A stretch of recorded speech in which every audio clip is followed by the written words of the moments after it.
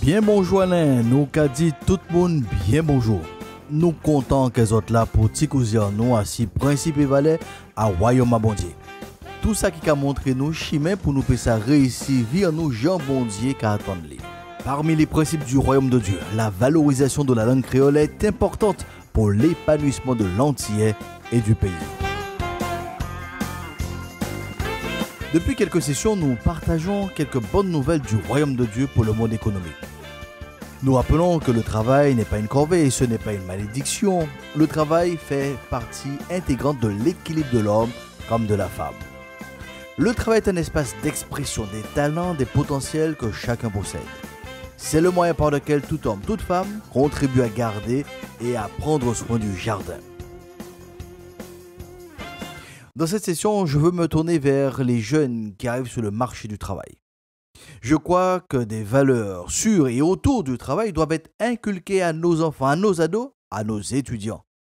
L'objectif est de les préparer à être acteurs de leur destinée et non à subir le tempo du monde économique. Nous retrouvons nos recommandations en Proverbes chapitre 22 verset 6 où il est dit « Instruis l'enfant selon la voie qu'il doit suivre et quand il sera vieux, il ne s'en détournera pas. » En application de cette vérité au monde du travail, je crois qu'une incompréhension s'est glissée. Ce proverbe n'invite pas les parents à préparer les enfants à prendre une quelconque succession de l'entreprise familiale. Il n'encourage pas non plus au transfert de rêves, d'aspirations parentales sur l'enfant. Exemple, le parent qui voulait devenir médecin, il aiguille son enfant vers cette voie. Je crois que l'expression « la voie que l'enfant doit suivre » fait référence à sa destinée. L'enfant est appelé à devenir un adulte accompli. Le jeune garçon doit devenir un homme de valeur qui sera prêt à être un acteur dans sa société. Idem pour la jeune fille, elle doit devenir une femme de valeur impactant son environnement. Cher père, chère mère, nous savons l'amour qu'un parent a pour ses enfants. Le souhait de tout parent est la réussite de sa progéniture. Chers parents, qu'entendons-nous par la réussite de son enfant? Quels sont les critères d'évaluation de cette réussite? Bien souvent, l'unité de mesure de la réussite a été et est encore aujourd'hui le niveau de misère connu de l'enfance à l'âge adulte. Oui, chaque génération s'est dit en elle-même que je ferai tout pour que mes progénitures ne vivent pas ce que j'ai connu. Le parent esclave ne souhaitait pas voir son enfant être esclave comme lui-même dans les champs. Pourquoi pas dans la maison du maître? L'esclave libéré voulait voir son enfant étudier à l'école. Le parent qui savait seulement lire, compter et signer son nom a tout fait pour que son enfant devienne un avocat, un médecin, un fonctionnaire. Ce qui est gênant dans ces transmissions intergénérationnelles, c'est qu'elles gravitent autour du modèle économique de l'époque. Ces transmissions ont préparé, ont formaté la nouvelle génération à être plus disponible, à être mieux positionnée dans le tissu économique.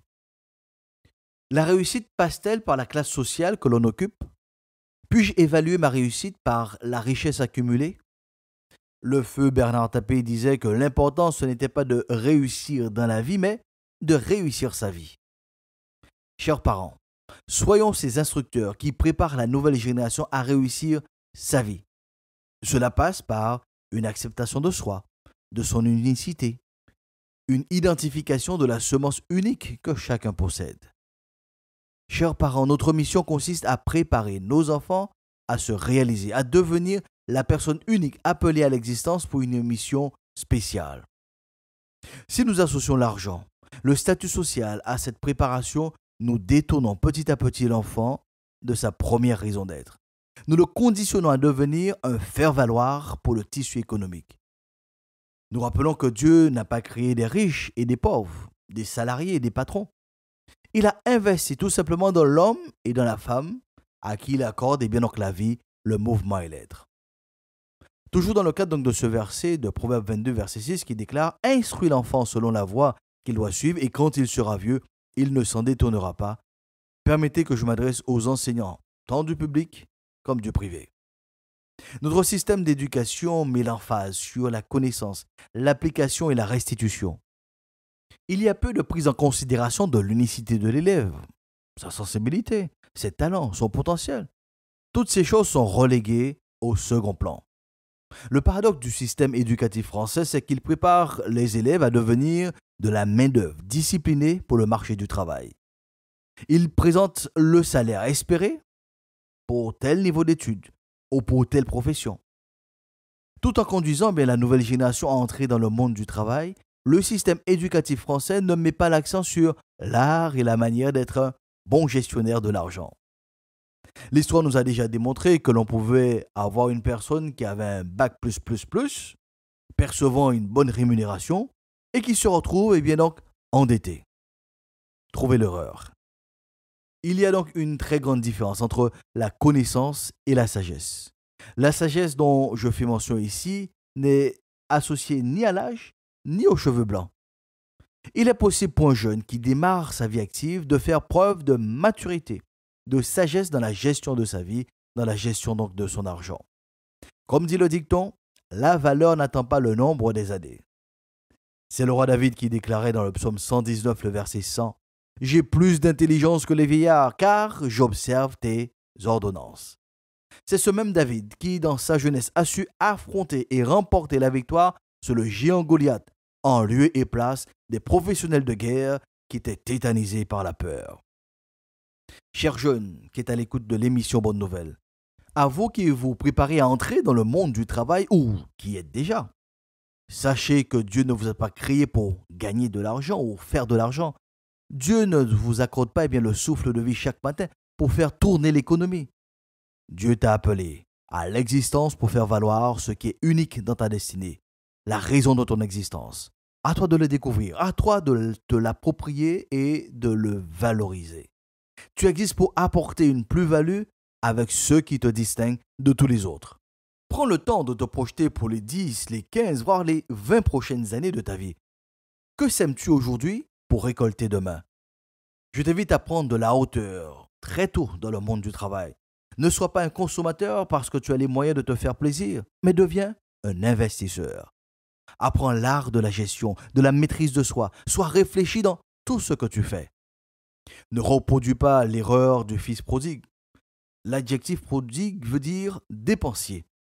Il nous est donc dit en Luc chapitre 15, un homme avait 2 fils. Le plus jeune dit à son père, « Mon père, donne-moi la part de bien qui doit me revenir. » Et le père leur partagea son bien. Peu de jours après, le plus jeune fils, ayant tout ramassé, partit pour un pays éloigné où il dissipa donc, son bien en vivant dans la débauche. Lorsqu'il eut tout dépensé, une grande famine survint dans ce pays et il commença à se trouver dans le besoin. Il alla se mettre au service d'un des habitants du pays qui l'envoya dans ses champs garder les pourceaux. Il aurait bien voulu se rassasier des carouges que mangeaient les pourceaux, mais personne ne lui en donnait. Voyez-vous, il se trouve bien souvent que c'est quand on a fini de dépenser tout son argent que les difficultés, les coups durs arrivent. Cher jeune, tu peux être un bon économe, un bon gestionnaire, tu peux réussir où tes pères ont échoué, à l'instar de Joseph, qui s'est confié en Dieu. Il a su sauver l'économie d'un pays en mettant au service du peuple le don d'administrateur que Dieu lui avait donné. Il est dit en Genèse chapitre 41, Joseph rassembla tous les produits, donc c'est cette année, dans le pays d'Égypte. Il fit des approvisionnements dans les villes, mettant à l'intérieur de chaque ville des productions des champs d'alentour. Joseph amassa donc du blé, comme le sable de la mer, en quantité si considérable que l'on cessa de compter parce qu'il n'y avait plus de nombre. Les 7 années d'abondance qu'il eut au pays d'Égypte s'écoulèrent, et les 7 années de famine commencèrent à venir. Ainsi que Joseph l'avait annoncé, il eut donc famine dans tous les pays, mais dans tout le pays d'Égypte, il y avait du pain. Quand tout le pays d'Égypte fut aussi affamé, le peuple cria à Pharaon pour avoir du pain. Pharaon dit à tous les Égyptiens, « Allez vers Joseph et faites ce qu'il vous dira. » La famine régnait dans tout le pays. Joseph ouvrit tous les lieux d'approvisionnement et vendit du blé aux Égyptiens. La famine augmentait dans le pays d'Égypte. Nous nous arrêtons là. À l'aube de cette crise économique qui s'annonce, cher jeune, sois comme Joseph, un gestionnaire prévoyant. Oui, sois un bon économe, un gestionnaire prévoyant. Étant donc arrivé au terme donc du temps qui nous est donc imparti, je vous invite à retrouver cette session, à la réécouter sur la chaîne YouTube du Pasteur Josias. Et dans l'attente de notre prochaine session, proclamons donc ensemble sur la jeunesse de notre pays, la paix de Dieu soit sur nos jeunes pour une meilleure saison.